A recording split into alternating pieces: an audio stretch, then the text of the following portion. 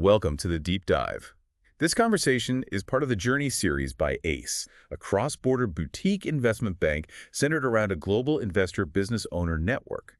Today we're diving into something really fundamental for, well, any growing business: how to secure the right kind of external funding. Okay, let's unpack this a bit, because knowing your options isn't just about getting cash in the door, right? It's really about aligning that funding with your long-term vision. Absolutely. It's fascinating how often businesses, even really successful ones, might not fully grasp the subtle differences between the funding approaches out there. We'll explore a few key funding tracks today, looking at not just what they are, but really why they matter for your company's future. Right. So our mission for you today is simple: cut through the jargon, give you a clear picture of the most common paths: equity, debt, and a few others, their unique traits, and how they might fit your specific needs. Before we get into the options themselves, let's just quickly touch on why external funds are so often crucial.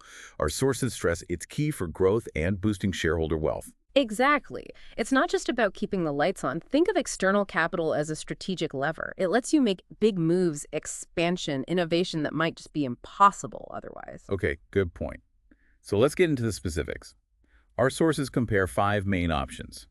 We'll look at their approach, ownership, payments, risk, terms, and common uses. First up, the classic: equity funding. Right. Equity. The basic idea here is the investor shares in the long-term journey, the gains and the losses. They buy a piece of the company, actual shares. So they get paid through dividends maybe, or selling those shares later. Yeah, usually the latter for growth companies. And crucially, the risk is shared. If the company struggles, the investor feels it too. It really aligns incentives. That sounds like a real partnership then. It is. They're in it for the long haul with you. Common terms you'll hear are things like exit path, how they eventually sell, and drag along rights. Brag along rights. What's that Yeah. exactly? Yeah. Sounds important. It allows a majority shareholder to essentially force minority holders, maybe even the founders, to sell if they secure a buyer for the whole company. It ensures their exit. Ah, okay. So less control for the founder, potentially. It's a trade-off, definitely. But equity often brings more than just cash networks expertise, that smart money aspect. Right, right. Okay, let's shift gears then. What about debt funding? Seems quite different. Totally different. Debt is really about filling a specific financing gap, usually medium term. Key thing, no shares change hands. You keep full ownership. And payments are just principal and interest. Exactly. Fixed schedule. The lender's risk is limited just to that loan amount. They don't share the upsides like an equity partner. Common terms often involve rights to assets, collateral. So it's good for retaining control, but I guess the downside is those fixed payments, right? No matter what. That's the main thing. Less flexibility if cash flow gets tight. You have that obligation, period. Okay, makes Yeah. sense. Now, you mentioned a hybrid: mezzanine funding. Yeah, mezzanine. This one's really interesting. Sits between equity and debt. Typically, no shares initially, like debt. But the payments principal and interest can be much more flexible. Flexible how? Like you pay later. Sometimes, yeah. Maybe interest gets added to the principal for a while, what they call paid in kind or PI. Or principal payments are deferred, gives you breathing room. Risk is partially shared, but still limited to the fund amount. Sounds appealing. Any catch? Is it more expensive? It usually comes at a higher cost than standard bank debt, yeah, to compensate for that extra risk and flexibility. And sometimes it includes equity kickers like warrants, giving the lender a small piece of the upside if things go really well. Got it. So flexibility comes at a price. Now, there were 2 others mentioned. Exit partner funding. Sounds specific. Very specific. It provides flexible funds, similar to mezzanine, but the whole idea is a predefined exit for the partner. Ownership might involve no shares, or maybe rights that decline over time.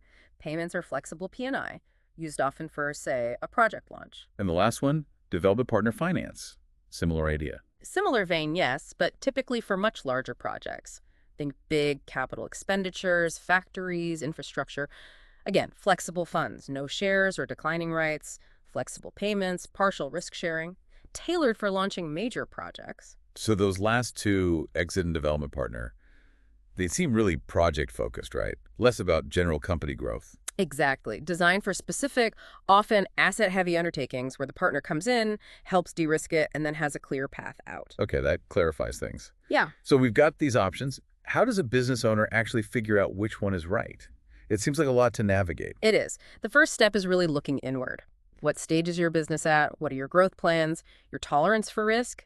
giving up ownership.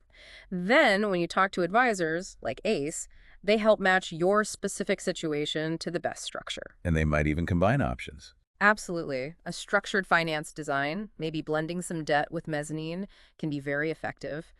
It's about finding the right money, not just any money.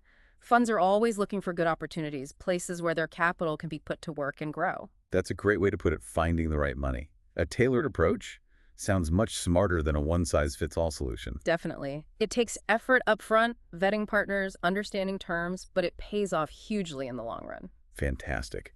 What a useful overview. We've covered equity, debt, mezzanine, and those specialized exit and development partner options. Understanding the nuances seems critical. It really is. Hopefully this gives you, the listener, a good starting point. It's a complex world, funding, and the right choice can make all the difference. So as you think about these paths, here's a final thought. Beyond the numbers, how's the type of funding you take on the approach, the risk sharing, actually shape your company's culture, its ability to adapt and innovate long term? Something to mull over. Thank you for joining us on this deep dive. Yeah. Until next time.